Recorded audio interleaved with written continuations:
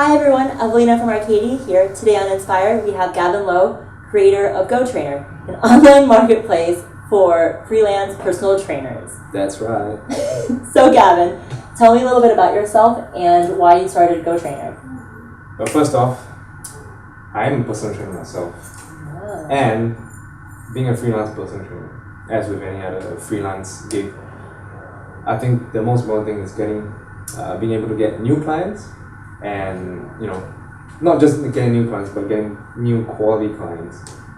And what I found was that a lot of trainers didn't really have that, a system in place where they found new clients.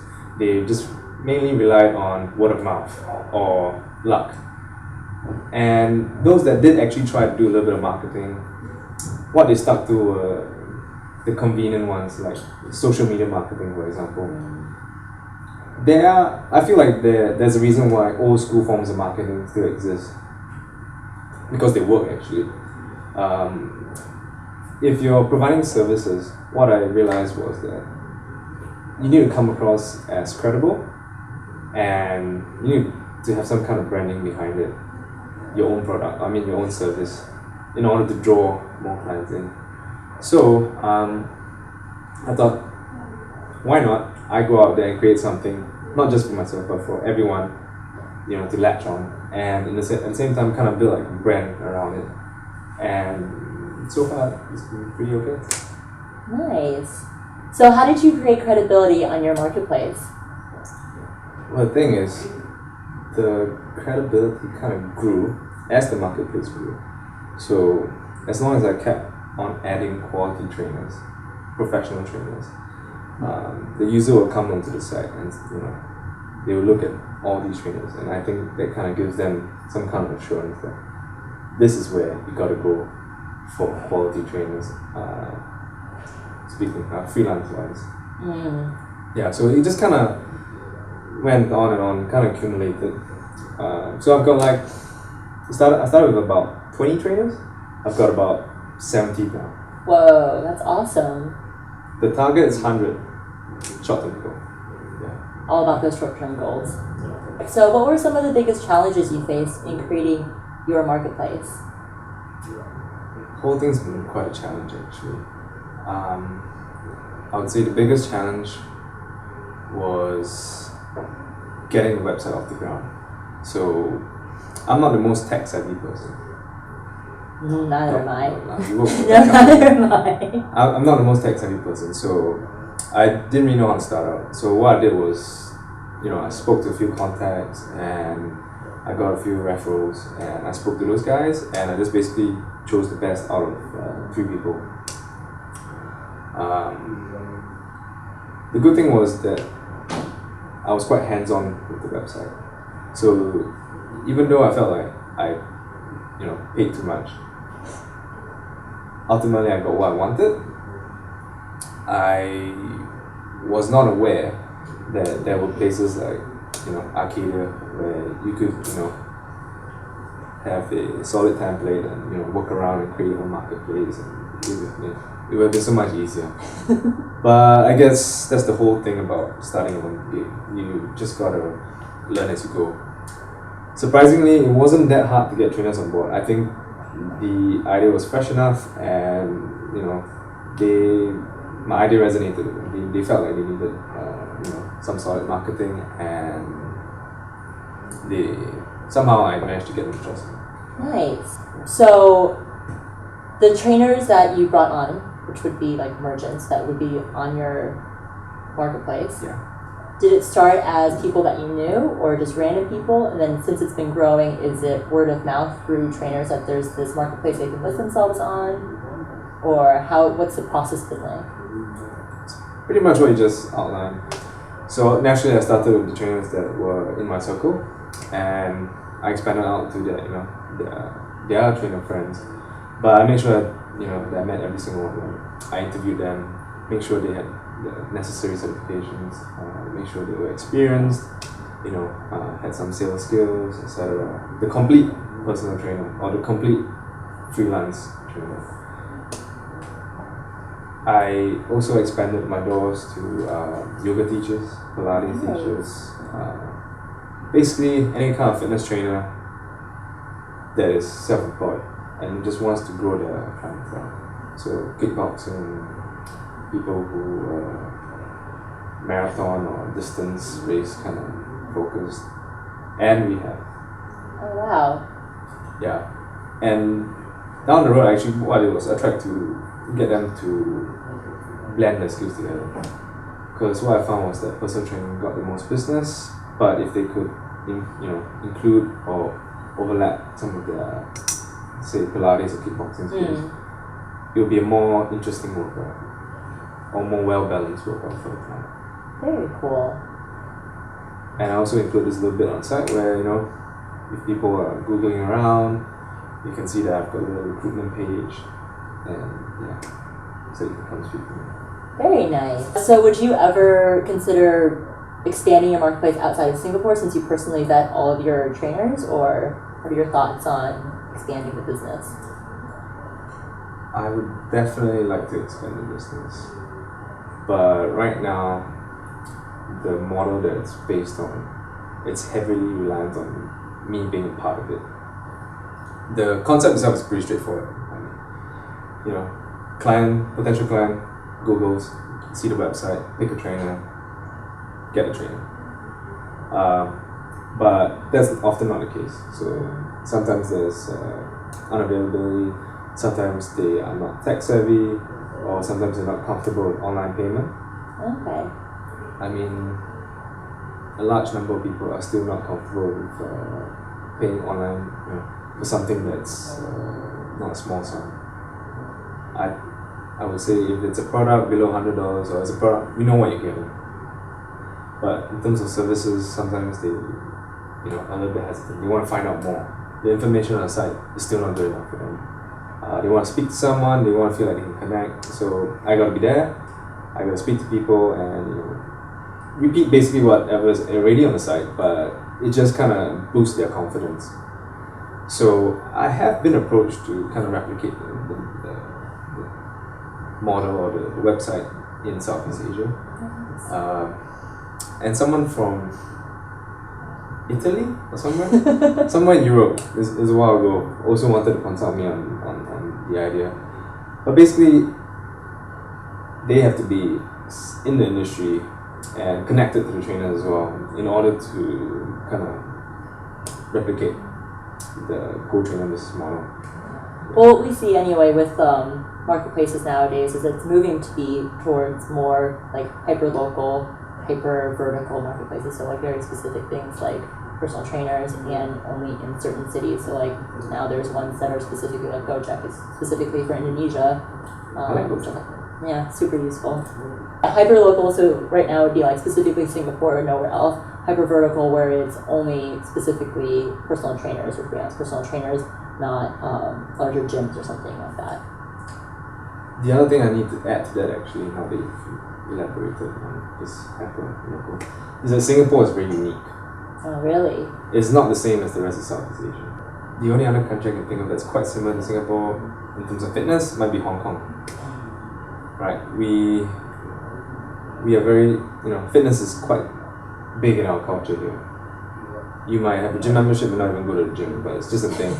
There's a gym, you can just take a stone and throw it and you're gonna hit a gym. There are gyms everywhere, trainers everywhere. You got all kinds of fitness. Whatever trends that are going on in the States, they're gonna come here. We've got everything with CrossFit, we've got spin, so many kinds of options to choose from. Therefore, we've got this very special breeding ground here. You can't take this whole fitness concept and transplant it in another big Southeast Asian city like Ho Chi Minh or Bangkok. They're getting there, but it's not the same. Singapore is small. The trainers can jet to and fro fast. They don't need like you said Gojek, but they got motorbikes. Yeah. If the trainer is taking public transport in Bangkok, forget it. They gotta stay at one place. Yeah. Singapore is unique. We can bring fitness everywhere if we wanted to. Yeah. So you gotta know your market, know which places it's gonna work for, what places won't work for. Precisely. Singapore's special. Singapore is special. How important is it for entrepreneurs such as yourself to stay fit and healthy?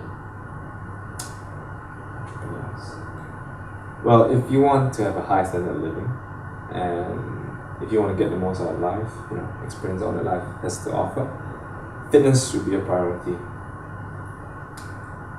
Entrepreneurs who have hectic lifestyles, they will be rushing to meetings, they might be rushing to meet deadlines, they will probably be going to bed with many things in their mind, and just basically under a lot of stress all the time. Exercise is technically things that you plan outside of your daily routine. So if you're walking around, if you walk like 2 kilometers, to and fro from work every day, for example, that's not technically exercise. But obviously it's good for you. It's still physical activity. Exercise is the boring stuff that you plan, that you don't naturally, you wouldn't naturally do, like going to the gym or going for a run, and that's the exercise. So I have to plan it as part of my daily routine in order for it to count as exercise? As an add-on to your daily routine.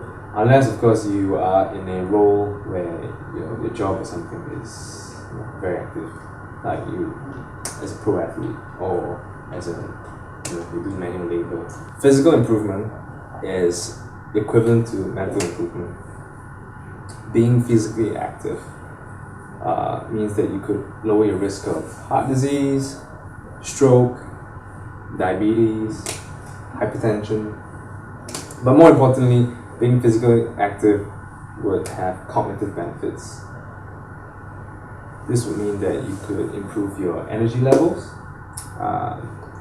you would lower the risk of getting depression, you get better sleep, you get better mood, and all of this ultimately leads to better decision making, which is pretty much what it's all about for an entrepreneur.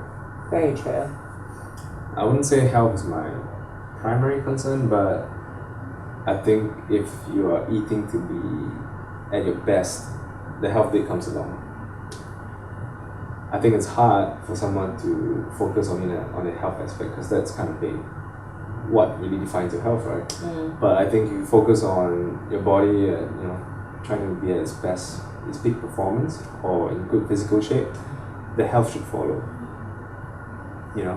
So I drink a lot of water. I don't take any sugar. It also helps that I don't have a sweet tooth. I start the day with like a little smoothie. I get like blueberries, kiwi, and a banana. Okay. And I mix it with egg white. Oh, but it's not like raw egg white. It's not like Rocky. I get this particular brand of egg white. It comes bottled, so it's fresh, but I think it's pasteurized, so it's quite safe to eat raw. It's odorless. You pour it in, you can't tell it's there. Just blend it through. That's my breakfast. So you do have a little bit of a sweet tooth since you have fruit. That's your sugar intake. You know what? It's not sweet at all. It's not sweet at all. It's not sweet. Then the lunch will be daily cut. And it might be daily cut again before I leave work. So it's all protein based. I don't eat too much protein actually. I don't take any protein supplements. The only supplements I take are like a multivitamin, fish oil, and a mineral supplement for recovery. Whey protein is not what you think it is. Oh, really? I don't want to go into that, but it's not what you think it is. It's not going to help you grow. Most likely, it will help you put on weight. How interesting. Yes, it's not a big topic for an idea. What would you recommend for people to eat in general to be in their best healthy state? I think people want a diet that's convenient. You don't want to go from what you're eating now and completely overhaul it and do something completely different. You might want to start with what you have, take a good look at it, and try to make sure you're eating the same thing every day for starters. And then you make small changes along the way. Of course, if you're eating any kind of processed food, sugar, junk, all that, that should go out the window straight away. Right? And then you just work with what you have after that. You should identify like some of the places around your workplace that might have healthy options, and at least you know where you can eat from. rather than not knowing what you're going to eat for the day, and then lunchtime comes and you just go follow the colleagues. If you could be bothered, then I would suggest actually packing something to eat. Okay. Not daily, but have a snack or have a sizable thing with you every day that, you know, at least you can say, I eat well in the morning, I have one good meal in the day, and then after work maybe eat at home or whatever. Dinner is actually really easy. Just always go for meat and vegetables. Any meat, any vegetables? Yeah, I think there's a big misconception about fat. You should have, you know, a little bit of fat in there, but people seem to be fat averse. Like bacon kind of fat? It's better that you eat bacon kind of fat than, you know, any sugar. So what are some tips or tricks that time-strapped or cash-strapped entrepreneurs can do in order to stay fit and healthy? Well, the key to keeping fit or getting fit is to ensure that you get a minimum amount of exercise every week. It's probably more important to get frequent but short bouts of exercise instead of, you know, occasional hour-long sessions. So as an entrepreneur, you would most likely be, you know, having hectic days. You're gonna have an unpredictable schedule, and I would recommend that perhaps you would like to get up a little bit earlier to get that workout in. You get a little bit of time in the start of the day. You know, you have thoughts to yourself, and once it's done, you actually, you know, you're gonna feel energized for the rest of the day. And you know, a morning workout versus an afternoon workout, you might get way late. You know, if you're planning to hop in to the gym during lunch or whatever. But if you get it done at the start of the day, you know, you're definitely gonna be able to do your workout. And what about diet? Any tips there? Well, with packed schedules, it's not going to be easy to eat clean or healthy. You want to start the day with a solid breakfast because that's the meal that you have the most control over. You want to go for foods like eggs, muesli, fruits, yogurt, oats. Basically stuff that's nourishing but not too complicated to make. So that'll save you a lot of time. If you can, you might want to bring a snack pack to work with you so you have something healthy to munch on later. Lunch-wise, lunch is probably going to be the trickiest meal of the day. You don't want to eat too much carbohydrates because that's going to make you drowsy. When it comes to dinner, if you're going to eat at home, it'll be good to learn some quick and easy recipes that you can make. And then, you know, so you're still going to have a good meal at the end of the day. If you're eating out, go for the power meal. Choose a steak, choose a good piece of fish, and have a side of vegetables or salad. And, you know, you don't want to eat stuff like pasta or foods that are too much, you know, have too much gravy, sauce, or butter.